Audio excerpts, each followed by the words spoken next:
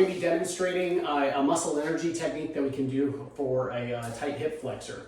And so just doing a Thomas test, a little bit more accurate way of doing a Thomas test, can actually be done this way as well.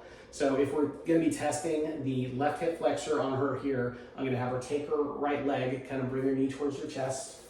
Okay, grab your knee, okay, and then you're just going to kind of fall back. So I always like to have a pillow here so they can kind of fall back. And then I'm just trying to see how much the leg is kind of lifting off the table right over here. That gives me a more accurate Thomas test if I'm really kind of looking for that. Now from here, I can also do some very effective muscle energy. So I can kind of stand right over here, kind of brace across, and I can push down on the thigh right here, and then I can have them go ahead and try to lift this leg up towards their head. Okay, making sure you're not pushing directly on the kneecap because that might hurt a little bit, and relax. And then I can take it a little bit further. If I need to have them scooch down, can you scooch down just a little bit down the table further?